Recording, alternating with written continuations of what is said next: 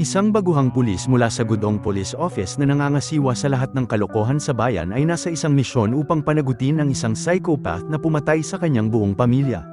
Ngayon ay balikan natin ang kwento ng series na Mouse mula sa taon ng 2021. Sa isang panahon ng taglamig habang umuulan ng nyebe, isang pamilya ang naglalakbay at matapos na maligaw at humiling sa ibang driver ng lokasyon, huminto sila sa isang campground para magpalipas ng gabi. Ngunit sa kasamaang palad, ang kisame sa isang tindahan ay bumagsak dahil sa yelo, kaya ang campground ay sarado. Nagpasya ang pamilya na manatili pa rin sa lugar dahil hindi sila maaaring maglakbay dahil sa masamang panahon. Umalis ang ama sa campsite upang kumuha ng kanilang maiinom at narinig nito ang kanyang asawa na umiiyak at mayroon isang tila anino sa harap niya na may dalang kutsilyo habang nagmamakaawa ito sa kanyang sariling buhay.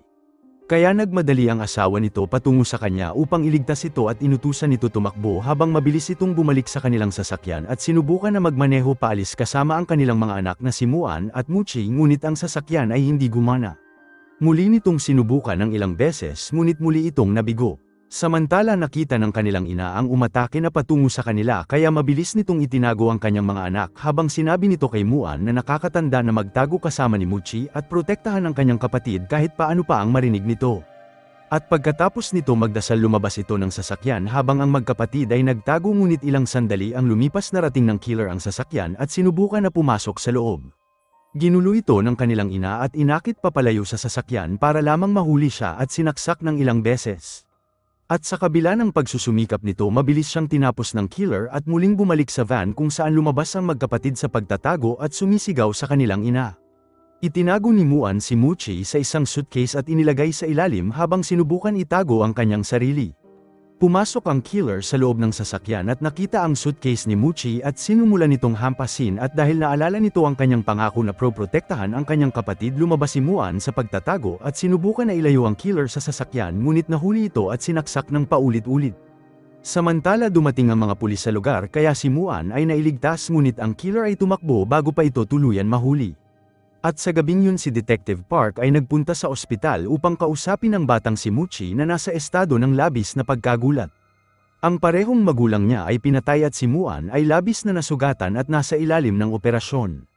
At si Detective Park na nabiktima rin ng kanyang anak na babae ng killer ilang taon nang lumipas ay pinipilit si Muchi na sabihin nito kung nakita niya ang muka ng salarin. At nang hindi makapagsalita si Muchi, sinigawan nito ang batang lalaki at mas lalo pa itong tinakot, at habang kinuha ito papalayo, nakita ni Muchi ang isang bagay na nagpasigaw sa kanya at tinuro nito ang isang litrato sa pader at isinigaw na yon ang lalaki. Nakita nito ang mukha ng killer nang siya ay inatake sa loob ng suitcase, at isa itong doktor sa ospital na yon na kinilala ng bata bilang ang killer. At pagkatapos dumiretso ang pulis sa bahay ng doktor na si Seo Jun upang arestuhin ito, at inutos ni Park na galugarin ang bahay at inaresto ang doktor habang tinutukan ng baril at sinasabing siya ang kilalang headhunter ayon sa pagkakakilala sa kanya ng batang si Muchi. At habang kinuha ni Park ang search warrant, kinuha ni Muchi ang scalpel sa isang surgical tray at itinago ang kanyang sarili sa sasakyan ng pulis. At sa kalituhan dumungaw ito sa sasakyan at nilaslas si Seo Jun sa kanyang mukha na nakatayo sa lugar at nakaposas.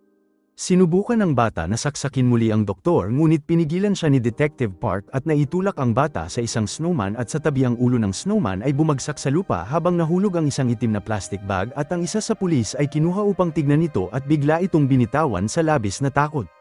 Nakita ni Muchi ang dugo sa sahig at ang beret na suot ng kanyang ina na nakapalupot pa rin sa kanyang buhok. At sa loob, ang asawa ni Seo Jun na si Jaeyoon ay nakita ang eksena at ang katotohanan ay sumampal sa kanya. At ito ang ulo ng ina ni Muchi na binalot sa isang plastic bag at itinago sa loob ng snowman, at kalaunan ang mga bangkay ng magulang ni Muchi ay nakita sa bodega ni Jun, at nagpatuloy sa teorya na si Seo Jun ang headhunter. At sa pagkabalisa ng mga pamilyang namatayan, pinagpatuloy ni Jun na ipagtanggol ang kanyang pagiging inosente sa harap ng publiko at hiniling na makita ang tunay na salarin. Sinabi nito na hindi niya alam kung paano napunta ang mga katawan na yun sa kanyang bakuran, ngunit sa panahon ng press con pumunta ang asawa nito at isiniwalat nito si John sa harap ng mga reporter, at sinabing alam niyang asawa niya ang gumawa noon, at nakita niya ito na inilagay ang ulo ng snowman na naglalaman ng ulo ng kanyang biktima, at mayroon din itong litrato bilang kanyang patunay. Nagtanong si Jaeyoon sa kanya nang umiiyak kung bakit siya nito pinakasalan kung hindi siya kayang mahalin ito, at tumugon si Jun na gusto nito ng isang anak kaya siya nito pinakasalan. At ang propesor na si Daniel na isang kaibigan ni Seo Jun ay nasa lugar rin at nagulat rin ito kung ano nangyari sa kanyang kaibigan. Kinuha ni Daniel si June at dinala ito sa interrogation room upang magtanong kung pinatay din ba nito ang kanyang kapatid na babae sa nakaraan. Hindi nagpakita ng emosyon si June sa oras na yun at matapos na saksakin ito ng 20 beses nagbanta ito na papatayin nito ang kanyang ina at si Daniel kung hindi ito lalabas at tumawa ito sa mga alaala kung ano ang itsura nito habang gumagapang papalapit sa kanya. At kalaunan ay inamin niya na pinatay niya ito ng walang awa at sinabi nito na ginawa niya ito dahil pinatay nito ang kanyang sanggol at nagmalaki ito na tinupad niya ang kanyang pangako na hindi nito sasaktan si Daniel at ang ina nila at tinapos nito ang kanyang kwento na nag-iwan kay Daniel na umiiyak sa kanyang tuhod. At nang maglaon nag-alok si Daniel ng isang genetic test sa sanggol na hindi pa sinisilang ni Jayon at pumayag ito. Si Daniel ay isang propesor na nagsasaliksik sa loob ng 15 taon at nakaisip ng isang pamamaraan upang matukoy ang psychopath na gene sa mga tao. Naniniwala ito na sa pamamagitan ng kanyang pananaliksik maaalis ng bansa nila ang mga psychopath bago pa sila ipanganak. At ayon sa kanyang pananaliksik 99% ng mga sanggol na may psychopath gene ay nagiging killer ngunit 1% ay maaari din silang maging genius sa hinaharap. At masasabi sa ekspresyon ni Daniel na ang sanggol ni Jayon ay may psychopath gene na ikinabigla nito at nagnanais ng isang abortion at ayaw magkaroon ng pagkakataon na isilang ang sanggol. Ngunit mahinahon na pinaalala ni Daniel sa kanya na lumagpas na ito sa buwan ng pagpapalaglag at wala ng paraan kundi hayaan ang sanggol na mabuhay. Ang eksena ay lumipat sa isang batang lalaki na si Jaehan na labis ang pagkabighani sa mga daga. Hinuli nito ang isa upang dalhin sa zoo at pinakawalan nito sa kulungan ng isang ahas. Ang laban sa pagitan ng ahas at daga ay nagdulot ng takot sa lahat ng bata ngunit labis na na-enjoy ito ni Jaehan habang nakatitig at nanunood. At habang lumalaki ito ang kanyang guro ay nag-aalala para sa kanyang kalusugan sa pag-iisip ng pinatay nito ang isang rabbit. At sinabi nito na hindi niya ito balak patayin at nais lamang nitong malaman kung tumaba ba ito o nagbubuntis. Kinamot nito ang kanyang braso at nang magtanong ang kanyang guro kung bakit at marahang sinabi ni Jaehoon na siya ay naiinis sa iba pang bata ngunit hindi niya maaaring ilabas sa kanila. Tinawag ng guro ang stepfather ng bata at sinabi na ang kamakailan nilang IQ test ay naglagay kay Jaehoon na higit sa antas ng isang henyo ngunit nag-aalala ito sa pag-iisip ng bata. Nirekomenda nito ang isang therapy ngunit nagalit ang stepfather ng bata at hindi pumayag na gawin ang anumang therapy. Dinala nito si Jaehoon sa isang eskinita pagkatapos ng klase at sinampal siya ng malakas pagkatapos ay tinawagan ang kanyang ina upang magsumbong na ipinahiya siya.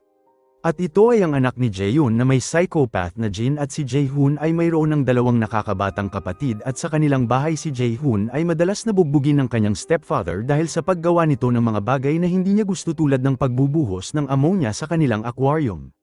Pinatay din nito ang aso ng kanyang stepfather at sinubukan din patayin ang kanyang mga kapatid. At nang malaman ng kanyang stepfather ang mga gawain na ito nakita nito si Jaehoon at kinaladkad siya upang bugbugin at tinawag itong masamang bata. Samantala dumating din si Jaeyoon at itinulak nito si Jaehoon sa lupa at nagsimulang sakalin ng bata at sinabihan itong mamatay at ang mga halimaw na tulad niya ay kailangan mawala sa mundo.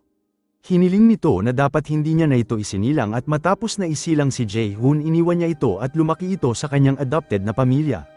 At pinakita na ang buong pamilya ay pinatay at si Jaehoon lamang ang tanging nakaligtas at pagkatapos nito si Jaehoon ay kinuha ng mga pulis upang tanungin bilang pangunahing sospek sa pagpatay sa kanyang pamilya at tila wala itong reaksyon sa larawan ng 3 bangkay at sinabing hindi siya ang pumatay.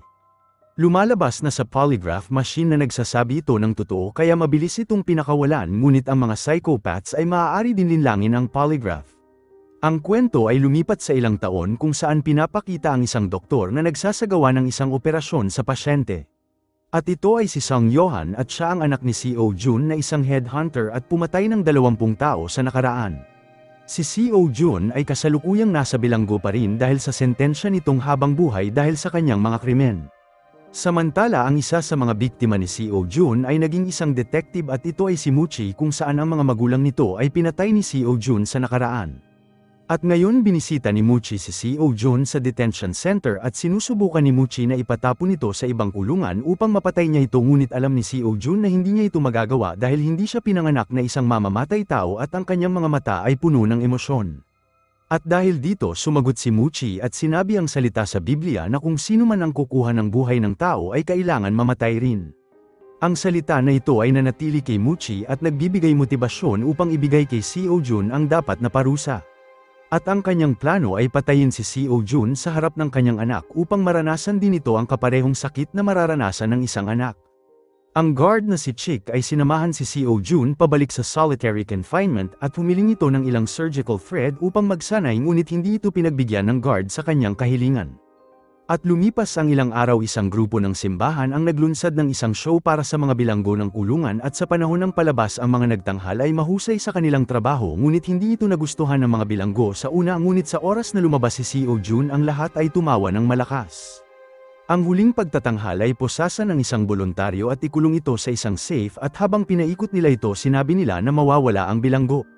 Ang lahat ay tila nagpanik nang buksan nila ang kahon upang ipakita ang magic at ang lahat ay nagulat nang makita nila si Chick na walang damit habang duguan ito at walang malay sa loob ng safe at siya ay sinaksak ng ilang beses at nawala ng ilang daliri. Ang mga katrabaho nito ay mabilis siyang dinala sa ospital kung saan ang anak ni Seo Jun ay binigyan siya ng paunang lunas. Ang isa sa mga katrabaho nito na si Young Berem ay kasama niya at labis itong nag-aalala kay Chick dahil malapit ito sa kanya. Nanatili ito sa lahat ng oras sa tabi ng kaibigan niya at inalagaan siya ngunit hindi makatayo si Chick dahil ang kanyang pinsala ay labis na malubha at siya ay nasa coma ngayon. Samantala nakatanggap si Muchi ng tawag tungkol sa nakaraang pagpatay sa greenhouse at mabilis na nagtungo si Muchi sa lugar kung saan ang katawan ng isang batang babae ay natagpuan. Ang killer ay binalot ang ilang bagay ng kanyang mga nakaraang biktima tulad ng isang gloves at inilagay din ito ang isa pang gamit ng biktima na nawawalang singsing sa daliri nito pati na rin ang nawawalang sapatos ng isang palaboy na pinatay kamakailan at ang isang bagay na hindi nakilala ni Muchi ay ang relo ni Chick na nasa kamay na ngayon ng babae. At sa panahon ng unang pagsusuri inalis ni Muchi ang kamay ng babae sa kanyang bibig at doon nakita nito na umukit ang killer ng isang krus loob ng kanyang bibig at ang kanyang gitnang daliri ay nakaturo dito. Natuklasan ng detective ang isang madugong mensahe na isinulat para lamang sa kanya nang tumingala ito. At sa mensahe pinuri ng killer ang detective at sinabi ito ay isang regalo rin para sa kanya sa anyo ng isang patay na tao. Samantala si Professor Daniel ay bumalik sa Korea at binisita nito ang bahay ni Jaehyun pagkatapos ng ilang taon at malugod siyang tinanggap nito. At nang makita ang litrato nito kasama ang surgeon na si Johan nagtanong si Daniel kung ito ang anak niya at kinumpirma ito ni Jaehyun at sinabi na kailangan nitong pumunta sa kanyang trabaho sa isang flower shop. Nagtanong si Daniel kung ano ang nangyari sa aso kaya pinaliwanag ni Jaehyun na inuwi ng kanyang anak ang aso na sugatan at inalagaan ito dahil hindi nito matiis kapag nakakakita ito ng isang buhay na nagdurusa. At habang tumayo ito para umalis nagpahayag si Jaehyun na siya ay mali tungkol sa kanyang anak na magiging isang killer ito dahil mayroon itong psychopath na gene. At nang mapatay ang pamilya ni Jaehyun nagkaroon si Daniel ng pagkakataon na kausapin ng pulisya tungkol sa kaso at si Jaehyun ay itinuturing suspect ngunit pinakawalan din dahil ang kanyang polygraph test ay malinis ngunit alam ni Daniel na ang isang psychopath ay madaling matatalo ang isang polygraph machine. Ang pulisya ay tiwala na hindi magagawang patayin ng 11 anyos na bata ang kanyang pamilya ngunit hindi sigurado si Daniel sa bagay na ito. At pagkatapos pumunta si Daniel sa ospital at pinagmasdan ang pag-uugali nito at sinusubukan itong suriin kung si Johan ay isang psychopath killer o hindi. At sa kanyang aksyon tila nakita ni Professor Daniel at kumbinsado na si Johan ang killer. Tinawagan niya ito at hiniling na makipagkita sa kanya dahil nais nitong pag-usapan ang tungkol sa kamakailang pagpatay. At sa gabi dumating si Daniel sa isang inabandunang amusement para hintayin ito sa isang Ferris wheel. At nang dumating si Johan binuksan nito ang kuryente sa Ferris wheel at pagkatapos ay inatake siya ni Johan at sinaksak siya ng paulit-ulit. At nang maglaon pinakita na itinapon nito ang isang nakabalot na katawan sa lawa. Samantala si Muchi at ang kanyang grupo ay nasa kulungan at hinahanap ang uniforme ni Chick at ginamit sa pag-atake. Sinabi ni Berem ang katotohanan na si Chick ay hindi dapat nakaturo sa isang cross tulad ng iba pang biktima ngunit ni isa sa kanila ay hindi maisip kung ano ang pinagkaiba sa kaso ni Chick. At habang nagmamaneho pabalik sa istasyon binanggit ni Berem na ito ang unang pagkakataon na nakilala niya si Muchi at madalas niya itong marinig sa kuya ni Muchi na si Muan. At nang maglaon nakipagkita si Berem sa kanyang nobya at pareho silang pumunta sa isang restaurant upang kumain ng magkasama. Samantala nakita ni Muchi si Johan na nakayakap sa isang broadcasting anchor na si Choi at siya ay dumating upang kausapin ang babae tungkol sa kamakailang pagpatay at nakita niya ito nakayakap din kay Johan na tila natatakot sa isang bagay. Naalala ni Muchi nang niyaya siya ni Choi na lumabas sa tabi mismo ng isang bangkay ngunit nagsinungaling ito na hindi niya type si Choi. Tila nasaktan si Choi at sinabihan ito na pagsisisihan niya ito balang araw at tila ito na ang araw na yon. At pagkatapos pinakita ang lola ni Bongyi na tumawag sa paaralan ni Bongyi at nahaharap ito sa problema sa pananakit nito sa isa pang babae. Nakiusap ang lola nito sa ina ng babae na patawarin si Bongyi ngunit sumigaw si Bongyi na ang babae ay nagkakalat ng tsismis tungkol sa kanya at hindi kailangan ng kanyang lola na humingi ng paumanhin para sa ginawa niya. Umalis ito sa silid at sinisi ng estudyante ang kanyang ina dahil sa pagsasalita ng masasakit tungkol kay Bongyi. At nang marinig ang lahat ng ito pinagalitan ni Halmoni ang estudyante at pareho silang sinabunutan sa pagkakalat ng tsismis tungkol sa kanyang apo. At nang muli nitong sinamahan si Bongyi sa labas nakita ng dalaga na tila napagod ito at gusto nang umalis dahil sa pagkadismaya. Sinisi ni Bongyi ang lola nito sa nangyari sa kanya sa nakaraan ng hiniling ng kanyang lola na lumabas ito upang bilhan siya ng pagkain at nauwi ito sa sitwasyon kung saan si Bongyi ay inatake ng isang mamamatay tao. Pagkatapos ay tumalikod si Bongyi at bumagsak si Halmoni sa labis na pagkakasala habang umiiyak. At sa kanilang bahay na pagtanto nito na ang pag-uugali ni Bongyi ay dahil sa umatake sa kanya na si Kung Dakso ay lalabas na sa kulungan sa lalong madaling panahon. Kinuha nito ang isang kutsilyo na nakatago sa isang pahayagan at sinabing siya na ang bahala sa lahat at si Kung Dakso ay hindi mabubuhay ng isang araw bilang isang malayang tao. At nang maglaon pumunta si Berem kay Halmoni at sinabi sa kanya ng matanda ang tungkol sa pagpunta nito sa paaralan ni Bongyi. Napansin nito ang isang ipit na suot ng matanda at sinabi ni Halmoni na ginawa ito ni Bongyi para sa kanya bilang regalo sa kaarawan ilang taon ang lumipas. Pagkatapos ay pinakita na ang ina ng kaklase ni Bongyi ay humihiling ng kabayaran para sa pakikipag-away nito sa kanya. Kaya lumabas si Halmoni upang maghanap ng trabaho at nagkataon ng trabaho na nakita ni Halmoni ay isang pansamantalang trabaho bilang cleaner sa bahay ni Johan. At nang wala si Johan sa bahay nagtungo ito sa basement upang maglinis at nakita ang pinto na nakalock ngunit ang susi ay naroon. At nang buksan nito ang pinto na bigla itong makita ang larawan ng lahat ng biktima sa isang pader. Ninakaw ni Halmoni ang larawan sa kanyang pader at ang isa sa kamakailang biktima na natagpuang may ebidensya mula sa iba pang pagpatay. Samantala si Johan ay nakipagkita kay Muchi dahil sa tingin ni Muchi na si Johan ay kahinahinala ngunit wala pa rin itong sapat na ebidensya laban sa kanya. At sa panahon ng kanilang pag-uusap biglang naalala ni Johan na naiwan nito ang susi sa basement kaya mabilis nitong pinutol ang usapan upang bumalik. Ngunit bago pa umalis pinasulat siya ni Muchi ng pangalan ng kanyang kaibigan na kasama niya sa panahong nangyari ang krimen dahil nais ni Muchi na suriin ang kanyang mga dahilan. At pagkatapos ay nagmadali ito sa kanyang bahay ngunit si Halmoni ay nasa itaas na at sinabi na tapos na ito maglinis at umalis na nanginginig at sobrang natatakot na halos nakalimutan nito ang kanyang kabayaran. Sinuri ni Johan ang basement kung saan nakalimutan nito ang silid na nakabukas at nakita nito na ang isa sa litrato ay nawawala kung saan ninakaw ito ni Halmoni. Plano niya itong ibigay kay Berem upang tumulong na mahuli si Johan ngunit wala itong alam na sinusundan siya ng killer pauwi sa kanilang bahay. Bumaba si Halmoni ng bus sa lugar ni Berem at sinubukan na pumasok sa loob ngunit nakasarado ito at mabilis itong nagtago kay Johan nang makita niya ito ngunit natarante ito at tumakbo at nakita ni Johan ang kanyang paggalaw.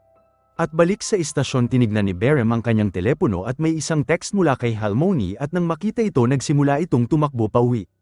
At matapos na makarating sa lugar tinawagan ito ang matanda at sinundan ang ringtone sa isang malapit na iskinita ngunit sa kasamaang palad nakita ni Berem ang katawan ni Halmoni at pinatay na ito ni Johan sa pamamagitan ng pagsaksak sa kanya ng ilang beses pagkatapos ay nakita nito si Johan na malapit pa sa lugar. At nang makita si Berem nagsimulang tumakbo si Johan at pinilit siyang sundan ni Berem at malapit na siyang mahuli ni Berem ng ilang beses ngunit nakatakas si Johan nang tamaan si Berem ng isang kotse habang tumatakbo sa kabilang kalye. Nanatili si Berem sa sahig ngunit nakita nito ang sapatos ni Johan sa karamihan sa sulok ng kanyang mga mata at hindi nito masyadong makita ang mukha ni Johan bago pa ito tumalikod at naglakad papalayo. At habang patungo sa lugar ng krimen napansin ni Muchi si Bongyi na nasa kalsada at mabilis itong isinakay upang makatawid ng tulay. At nang marating nila ang lugar ng krimen si Bongyi ay nag-aalala sa kanyang lola dahil hindi niya ito matagpuan sa kanila. Samantala tinignan ni Muchi ang mukha ng biktima at ito ay isang matandang babae na kilala ni Muchi mula sa kanyang nakaraan. Naalala niya ito mula sa insidente ng kanyang apo na inabuso at pagkatapos ay mabilis napansin ni Muchi na hawak nito ang isang bagay ng mahigpit at kinuha ito sa kanyang kamay. At ito ang piraso ng litrato at tila pinatay nito ang isang apoy gamit ang kanyang kamay upang iligtas ito. At nang ilabas ang katawan si Bongyi ay ang isa sa karamihan at nararamdaman nito na tila may isang problema ngunit pinigilan siya ni Muchi. At dahil nakalabas ang sugat sa binti at ang hairpin hindi ito mapagkakaila na ito ay si Halmoni. Marahang pinunasan ni Halmoni ang dugo sa mukha ni Halmoni bago nito hinayaan si Bongyi na masilip. Pinigilan ni Muchi ang umiiyak na Bongyi habang naghihinagpis sa kanyang mahal na lola.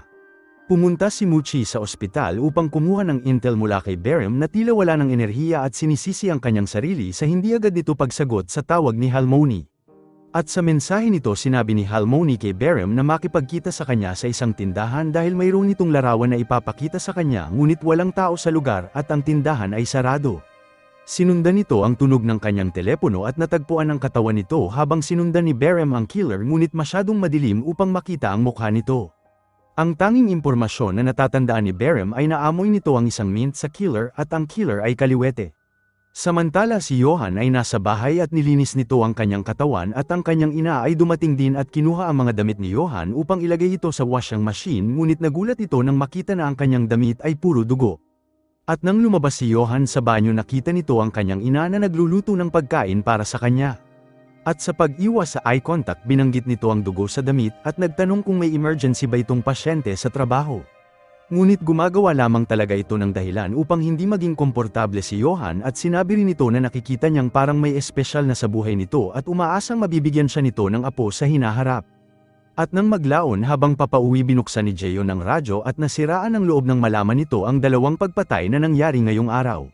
Huminto ito nang ang parehong kaso ay iniulat na nauugnay ito sa kamakailang sunod-sunod na pagpatay at naalala kung paano nito sinabi sa kanyang anak na siya ay isang halimaw at hindi na dapat isinilang.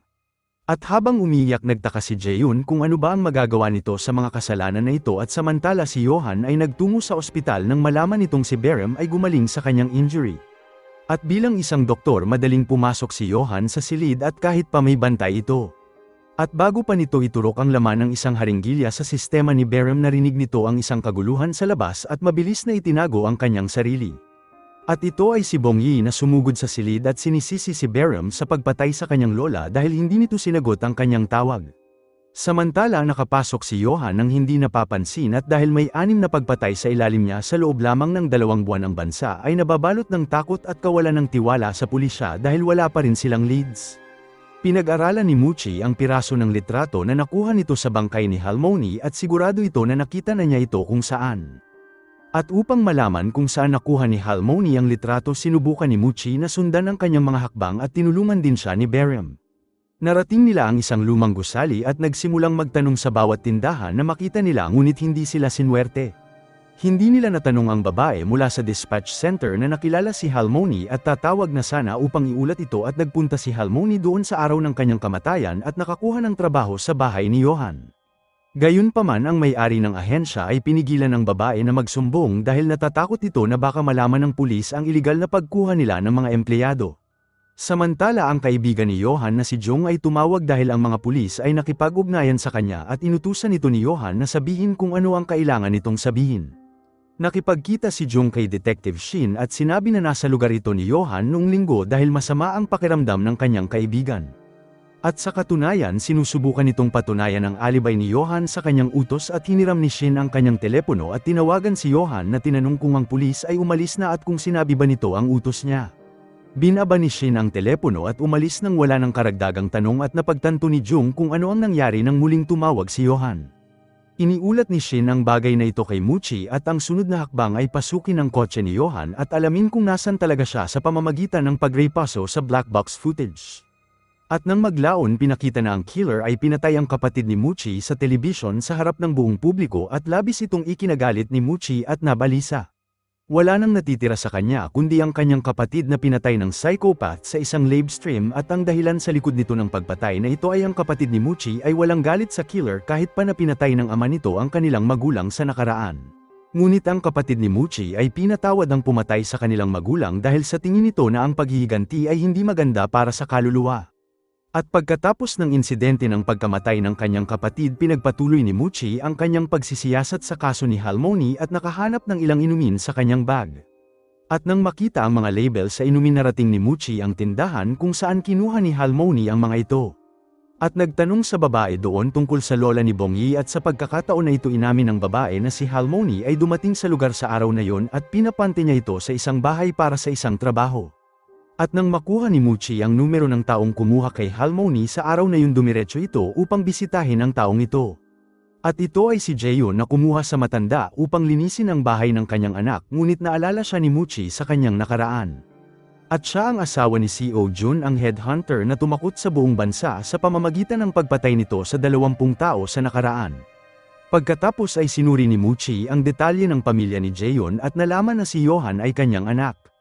At ngayon ang kanyang mga hinala tungkol kay Yohan ay lalong tumaas at nagpunta ito upang tignan ang bahay ni Yohan para sa mga ebidensya.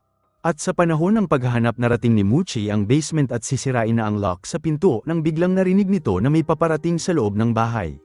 At ito ay si Yohan na nakabalik na sa kanyang bahay at mabilis na nagtungo si Muchi sa kanyang garahe. At habang nasa lugar, nakita ni Muchi ang pares ng duguan na sapatos sa isang kahon at inilagay niya ito malapit sa basurahan ni Yohan at tinawagan si Shin. Nais ni Muchi na gamitin ang sapatos bilang ebidensya laban kay Yohan, ngunit ang paglipat nito ay hindi tatanggapin bilang isang ebidensya sa korte at wala silang search warrant. Gayunpaman, pinilit ni Muchi na kumbinsihin si Shin na ang isang maliit na kasinungalingan ay makakapagligtas ng maraming buhay. Samantala si Berem ay nagpunta sa kulungan at naroon din si Choi upang malaman kung may nakalusot sa araw na inatake si Chick. Ang doktor sa kulungan ay sinabi na si Seo Jun ay nagkunyaring masakit ang kanyang dibdib sa araw na yon at inamin din ito na nandun si Yohan sa araw na yon upang makita ang kanyang ama. At ito ang unang pagkakataon nang marinig ni Choi ang pangalan ni Yohan na naugnay sa kasong ito at nagulat itong malaman na ang kanyang kasintahan ay maaaring sospek sa pagpatay. Nang biglang naalala nito kung paano labis na natatakot si Yohan sa gabing yun habang magkayakap sila. Pagkatapos ay nagtungo ito sa bahay ni Yohan at pumunta diretso sa opisina ni Yohan para hanapin ang bandage na itinapon nito. Nakita nito ang bandage sa araw na yon ng araw na naglinis si Halmoni sa bahay ni Yohan at kahit papano ay nakalimutan niya ito ibalik. Nakita rin ni Choi ang isang bagong device sa kanyang basurahan at samantala dumating din si Yohan sa harapan niya. Tinakpan nito ang mga bagay sa pamamagitan ng pagyakap at sa kanyang likuran inilagay nito ang bandage sa kanyang manggas. At si Muchi na nasa labas ng bahay ni Yohan ay nakita si Choi na pumasok sa loob ng bahay at nag-aalala ito sa kanya. Kaya tinawagan nito si Choi upang sabihin na papasukin nila ang bahay ng psychopath at dapat sumama rin siya para sa isang eksklusibong kwento. Narinig din ni Yohan ang bagay na ito at nagsimulang maglagay ng mga bagay sa kanyang sasakyan at umalis ng bahay. At ilang sandali habang nagmamaneho isang sasakyan sa kanyang likuran ang bumangga sa kanya at iginiit ng driver na tumawag ng pulis kahit pa gusto na lang ni Yohan na umalis. Pinapanood ni Muchi ang buong eksena mula sa malapit at isa itong setup upang matrap si Yohan. Ang driver na kasintahan talaga ni Shin ay sinabi sa pulis na narinig nito ang boses ng isang bata sa loob ng bag ni Yohan at dahil hindi makita ang bata inutusan siya ng mga pulis na buksan ang bag. Umupo si Muchi sa kanyang sasakyan at nakatutok ang baril kay Yohan na handa siyang barilin sa oras na ligtas ang bata. Gayunpaman, ang bag ay naglalaman lamang ng mga damit para sa isang mahabang trabaho at nag-text si Shin sa kanyang nobya upang sabihin na ang tunog ay nanggagaling mismo sa trunk ng sasakyan. Sinabi ito ng babae sa pulis, ngunit nawalan sila ng pag-asa nang ang trunk ni Yohan ay walang laman bukod sa mga emergency kit.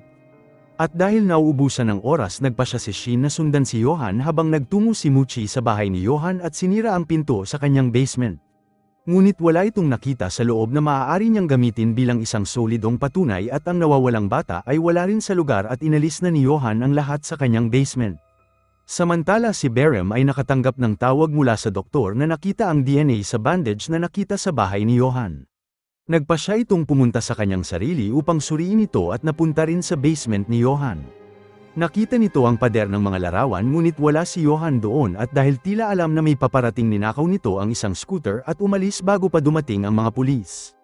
At sa kabilang banda nagising si Bong Yi at narinig si Yohan na pumasok sa bahay ni Berem at tinawagan nito si Muchi na lasing na sumagot sa kanyang tawag at bumulong si Bong Yi na ang killer ay naroon sa lugar. Sinundan ni Yohan si Bong Yi nang lumabas ito at sinubukan na hanapin si Berem ngunit sa kabutihang palad nakita ni Berem si Bong Yi at tinulungan ito na makalayo ngunit bumalik ito upang mahuli si Yohan at nauwi ito sa pag-atake sa kanya ni Yohan sa bubong. At sa labas ng bahay nakita ni Bong Yi si Muchi at sinabi na nasa panganib si Berem at dumating sila sa gusali sa tamang oras at nakita si Yohan at pinalo sa ulo si Berem gamit ang isang martilyo ng paulit-ulit. At sa mabilis na kilos binaril ni Muchi si Yohan na bumagsak sa tabi ni Berem at ang dalawa ay nakahiga doon sa sarili nilang dugo. Dinala sila sa ospital at paglipas ng sandali nagising si Berem nang mag-isa at kanyang ulo ay labis na nakabalot. Iniwan ni Bong Yi ang hawla ng kanyang ibon sa silid kasama ito kung saan masaya itong humuhuni sa umaga. Marahan tumayo si Berem sa kama at kinuha ang ibon mula sa hawla nito at binali ang leg nito gamit ang kanyang mga kamay. Inihagis nito ang maliit na ibon sa bintana ng ospital at bumalik sa kanyang kama at sinabing sa wakas ay tahimik na. At pagkatapos nito nawala ni Berem ang kanyang memorya at hindi rin nito makilala si Bong Yi at naalala lamang nito ang mga pang-araw-araw na gawain at nawala ang lahat ng memorya ng mga taong malalapit sa kanya. At sa kabilang banda si Johan ay inihayag na patay dahil sa septic shock at ang kanyang ina ay umiiyak sa kanyang bangkay dahil siya na lamang ang naiiwan sa kanilang pamilya. Samantala si Muchi ay dinala sa harap ng disciplinary committee dahil sa pamamaril nito ng isang tao nang walang warrant. Bagamat inamin nito ang lahat ng kanyang hindi propesyonal na aksyon sa pagpatay ng isang psychopath, nilinaw pa rin ng committee ang maling pag-uugali niya kahit iniligtas nito si Berem at nakatanggap ito ng 1 taon na probation na may 6 na buwan na bawas sa kanyang sahod. Nangatwiran si Muchi sa committee na dapat siyang makulong dahil sa pagpatay nito sa isang tao at sa katunayan gusto talaga nitong pumatay ng psychopath at pumasok sa loob ng kulungan upang patayin si Seo Jun na pumatay sa kanyang buong pamilya. At pagkalipas ng ilang araw si Muchi ay bumalik sa tungkulin at si Berem ay gumaling rin at hinirang bilang isang prison guard. Nakakuha ito ng maraming pansin dahil sa pagharap nito sa isang psychopath killer ng mag-isa at tinawag siyang anak ng bansa.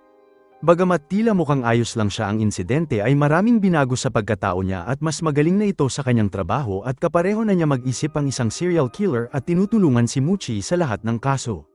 At isang araw nang hinabol nito ang isang magnanakaw, nakita nito ang isang patay na katawan na nakatago sa ilalim ng isang tulay at ang lahat ay nagulat nang makita ng mga detective ang kanyang galing at siya ay umaarte na tila kilala nito ang killer ng lubos na tila parang marami din itong nabasang libro tungkol sa mga psychopath.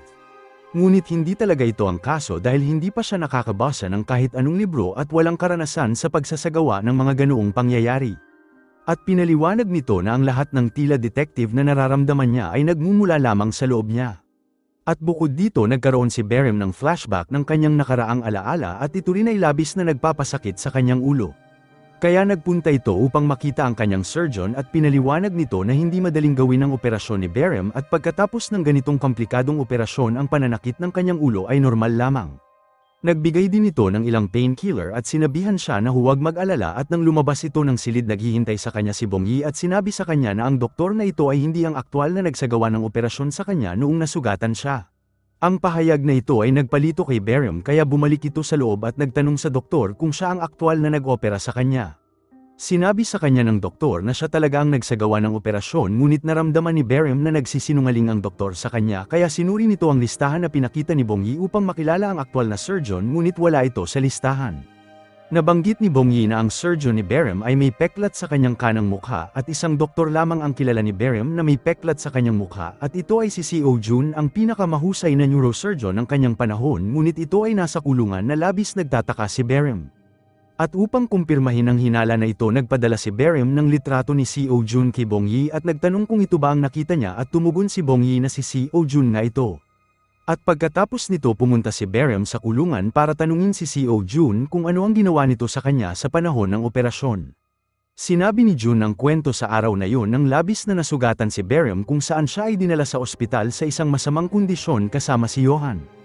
At dahil naging sikat si Berem noong panahon na yun, nais ng publiko na mabuhay siya mula sa ICU at ang lahat ng pressure ay nasa kalihim ng Pangulo kaya hiniling nito kay Seo Jun na magsagawa ng isang brain transplant surgery. At dahil ang secretary ay nakakuha ng tape recording, makikitang isinasagawa ni Seo Jun ang brain transplant sa mga test subject tulad ng mga daga at siya rin ay medyo matagumpay sa pagsagawa ng mga operasyon na ito at nakadiskubre ng isang paraan upang mas mapabuti ito. At sa katunayan ginawa ni Seo Jun ang mga krimen noong panahon niya upang subukan ang kanyang imbensyon sa utak ng mga tao. Ang pamilya ni Muchi ang huling plano niyang patayin dahil nagtagumpay na ito sa mga unang subok niya ngunit nauwi ito sa pagkakakulong niya dahil kay Muchi. At ngayon kailangan ni Berem ng brain transplant surgery dahil ang kanyang ulo ay labis na nawasak dahil sa mga pag-atake ni Johan. Kaya sa hiling ng sekretarya inilipat ni Seo Jun ang parte ng utak ni Johan sa utak ni Berem at lumalabas din na hindi namatay si Johan dahil sa septic shock kundi dahil sa brain transplant surgery. At ngayon si Berem ay nababalisa ng malaman ng lahat ng katotohanan na ito at nagkakaroon ito ng mga flashback ng mga alaala ni Johan at bukod pa ang kanyang nature ay mas naging katulad ng kay Johan. At isang gabi isang lasing na Muchi ang dumating sa bahay ni Berem at sinisisi ito sa paghuli sa killer na dumagdag sa inis ni Berem. At nang suntukin siya ni Muchi sinakal siya ni Berem at piniga ito hanggang sa mahirapan ito at kumuha ito ng isang bagay at hinampas ang detective ng paulit-ulit habang nakangiti. Ngunit kalaunan pinakita na sariling kamay ni Berem ang pinuntirya nito at hindi ang mukha ni Muchi. Nagising si Muchi sa umaga pagkatapos ng paghaharap nila ni Berem na nasa bahay pa rin at wala itong alaala ng kanilang away at napansin din ito na ang kaliwang kamay ni Berem ay nakabalot na tila labis ang sugat at mabilis inamin ni Berem na nag-away sila ngunit iniba nito ang kwento. At pagkatapos ay muli itong nagtungo kay Seo Jun at gusto nitong malaman kung bakit mas lalo siyang nagiging bayolente sa mga nagdadaan na araw at sinabi ni Jun sa kanya na sa mga eksperimento nito sa tuwing inililipat niya ang utak ng isang marahas na daga sa ulo ng mabait na daga ang nakakatanggap nito ay nagiging marahas sa loob ng ilang araw. Kaya ang dahilan sa marahas na pag-uugali ni Berem ay dahil nasa kanya ang parte ng utak ni Johan. At isang araw pumunta si Berem sa doktor na nagpapanggap na kanyang surgeon at humiling si Berem sa kanya ng video ng kanyang operasyon. Ngunit sinabi ng doktor na wala itong video dahil ang operasyon ay isinagawa ng palihim at upang maiwasan ang anumang reaksyon mula sa publiko. At si Berem ay tuluyan nawawala ng kontrol sa mga dumaan na araw at nagsimula itong umatake sa kanyang mga kaibigan bilang isang psychopath at tinutulak siya na pumatay ng isang tao. Inatake din nito ang doktor dahil sa hindi nito pagbibigay ng tamang sagot na gusto niya. At pagkaraan ng ilang sandali isang pagpatay ang iniulat sa istasyon ng pulis at nagpunta rin si Berem sa lugar ng krimen para sa paunang pagsusuri. At sa una iniisip ng lahat na ang kasong ito ay isang self-harm ngunit gamit ang psychopathic killer mind ni Berem ay napatunayan na isa itong pagpatay. At nang siyasatin nito ang katawan nakita nito ang locket ng kapatid ni Muchi sa leeg ng babae at nagpaalala ito sa kanya ng isang memorya ng pinatay ni Johan ang kapatid ni Muchi. Pagkatapos ay nakita nito ang ipit ni Halmoni sa araw na yun at naalala rin ito ang tungkol sa pagpatay ni Halmoni. Ngunit sa tingin nito na ang mga alaalang ito ay mula kay Johan at dapat niyang iwasan ang mga ito. At nang makita ang ibang pag-aari ng mga biktima na dala ng kasalukuyang kriminal sinabi ni Berem na ang killer ay ang kaparehong nakaharap nila sa una ngunit hindi ito pwedeng mangyari dahil si Johan ay patay na. Ang pangalawang teorya ay ang killer ay isang copycat ni Johan at ang teorya na ito ay may katuturan. Kaya naman nagsimula itong mag-imbestiga sa mga bagay na ito at isang araw nang kasama ni Berem ang isang detective at patungo sa isang kasal nakita nila na ang pinto ng bride ay nakalock. Mayroong killer sa loob ng silid na tinali ang kamay ng babae at pagkatapos ay pinatay ito. At sa paggamit ni Berem ng kanyang matalas na pag-iisip ay nabuksan nito ang pinto at pumasok sa silid. Ngunit huli na ang lahat at nagawa na ng killer ang kanyang trabaho at ngayon ay inatake nito si Berem mula sa likuran ngunit nadaig ito ni Berem sa tamang oras at nagsimulang umatake sa kanyang ulo ng brutal. Ngunit biglang tumigil ito sa pag-iisip na mali ang kanyang ginagawa at nakuha ng killer ang pagkakataon at tumakbo mula sa kanya. At sa labas binangga ng killer si Berem na sinusundan siya at sa huli ang killer ay nauwi sa kanyang aksidente. At nang maglaon ng habulan ay dinala sila sa isang abandonadong lugar kung saan inatake ng killer si Berem sa ulo ng isang mabigat na bagay dahilan upang mawalan nito ng malay. At nang magising si Berem ang kamay ay nakatali sa isang lubid at kinilala nito ang killer bilang isang tao na kaugnay sa kanyang nakaraan dahil naaalala nito ang pattern ng knot na nasa kamay niya. At nang lumapit ang killer kay Berem upang tapusin siya nagawa na ni Berem na pakawalan ng kanyang sarili at madali nitong nadaig ang killer at muli nitong sinuntok ang kanyang mukha ng paulit-ulit. At sa kanyang galit sa killer tinuluyan nitong patayin ni Berem at sa prosesong ito naalala niya ang lahat ng nakaraang pinatay ni Johan. Ang lahat ng pagpatay na ito ay ginawa ni Berem at hindi si Johan at iniisip nito sa kanyang sarili na siya ang aktwal na killer sa ngayon. Kaya naman dumiretso ito sa istasyon ng pulisya at ibinalita na siya ang killer at kagagawa lamang nito ng isang krimen. At nang dumating ang pulis kasama ang forensic team upang pag-aralan ang krimen wala silang nakita sa lugar at ang lahat ay inilagay sa tamang lugar at walang anumang bakas ng pagpatay sa lugar. Sinabi ng forensic kay Muchi na si Berem ay tila nagkakaroon ng hallucinations pagkatapos ng brain surgery at mabilis na umalis sa lugar. At nang maglaon ng banggitin ni Berem ang locker at ipit na nakita sa patay na katawan ng isang biktima kamakailan nalaman nitong mali rin siya tungkol sa bagay na yun. Sinabi sa kanya ng kanyang mga katrabaho na walang locket o ipit ang nakita sa bangkay at isa lamang din itong hallucinations.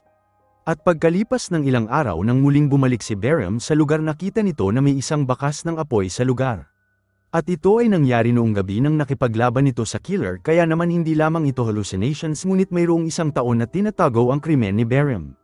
At nang nasa ospital ito para sa ilang trabaho nakatanggap ito ng isang tawag mula sa kanyang telepono at nakakagulat ang telepono ay hindi sa kanya at naalala nito na isang matanda ang nahulog sa kanya nang lumabas ito sa isang bus at tila pinagpalit ng matanda ang telepono. At nang sagutin ng tawag hiniling ng lalaki sa kanya na makipagkita dahil kaya nitong ibigay ang lahat ng sagot sa mga tanong ni Berem. Pumayag ito at nagpunta sa isang inabandonang lugar upang makipagkita sa lalaki nang biglang may dumating sa kanyang likuran at pinatulog si Berem gamit ang isang anesthesia.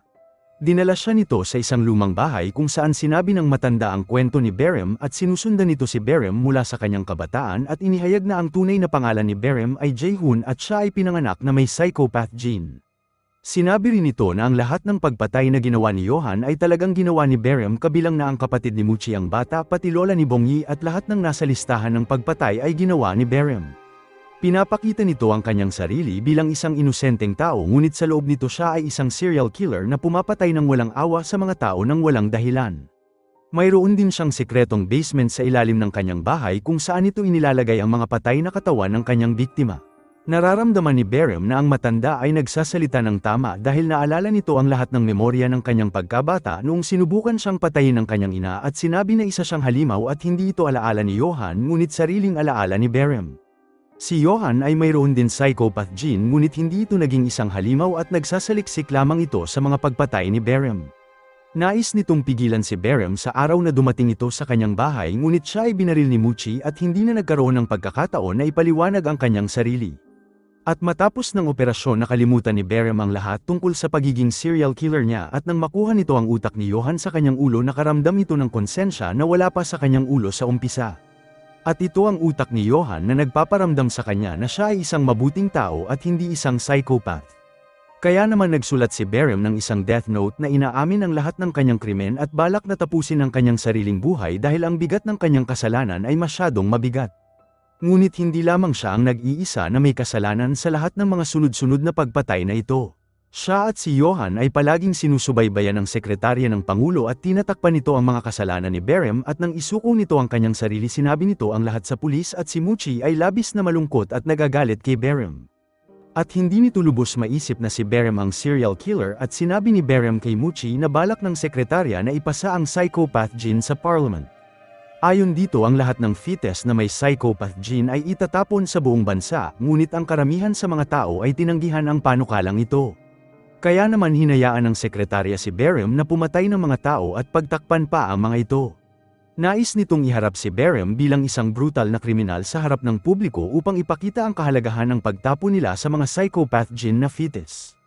At ngayon na ang sekretarya ay inaresto rin at iniimbestigahan ng lubusan habang si Berem ay sinintensyahan na manatili sa bilangguan habang buhay. At pagkatapos ng ilang araw sa bilangguan nagpunta si Berem upang makita si Seo Jun na isiniwalat na si Berem ay ang talagang anak niya. At nang siya ay isinilang pinagpalit ni Jaeyoon ng sanggol sa iba pang ina upang mapatay ng isang ina ang kanyang sanggol kung magpapakita ito ng isang senyales ng isang psychopath. At kaya ginawa ni Seo Jun ang operasyon dahil maaari nitong iligtas ang kanyang anak at hayaan si Johan na mamatay. At tila si Berem ay hindi masayang makinig sa lahat ng natuklasan nito sa kanyang nakaraan. Niyakap nito ang kanyang ama at pagkatapos ay pinatay ito gamit ang isang matulis na bagay sa kanyang ama at kinumpleto ang kanyang trabaho. Bagamat walang kapatawaran sa kanyang mga nagawa ginawa nito ang isang tamang bagay sa huli. Salamat sa panunood. Kung nagustuhan mo ito huwag kakalimutan mag-like at subscribe para sa mga susunod pa nating series recap.